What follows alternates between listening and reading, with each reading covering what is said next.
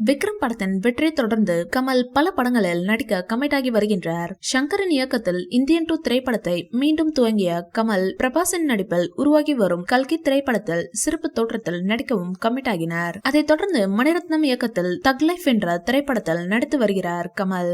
நாயகன் என்ற மாபெரும் வெற்றி திரைப்படத்திற்கு பிறகு இக்கூட்டணி மீண்டும் இணைந்திருக்கிறது.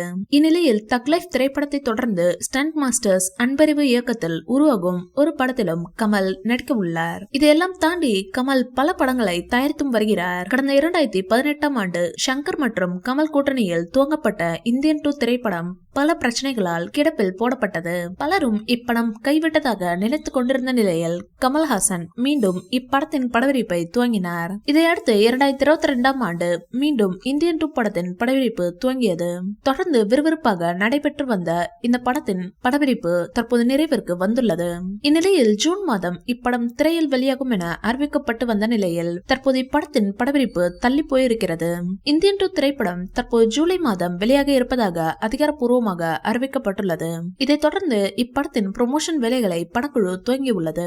அந்த வகையில் ஜூன் மாதம் இப்படம் இசை வெளியீட்டு விழா மிக பிரம்மாண்டமாக நடைபெற இருக்கிறதாம். இந்த விழாவிற்கு நடிகர் ரஜினியை சிறப்பு விருந்தினராக அழைக்க படக்குழு முடிவெடுத்துள்ளதாம். ஆனால் ரஜினி இவ்விழாவிற்கு வர மறுத்திருப்பதாக தகவல்கள் வருகின்றன.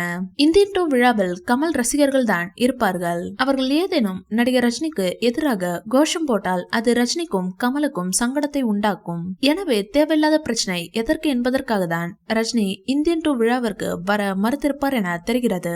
ஆனால் வேற ஏதேனும் காரணம் இருக்குமா என்பதும் தெளிவாக தெரியவில்லை என்பது குறிப்பிடத்தக்கது. இந்த வீடியோ பிடிச்சிருந்தா லைக் பண்ணுங்க, ஷேர் பண்ணுங்க. மேலும் ரஜினி சார் பற்றிய தகவல்களுக்கு எங்க சேனலை சப்ஸ்கிரைப் பண்ணுங்க.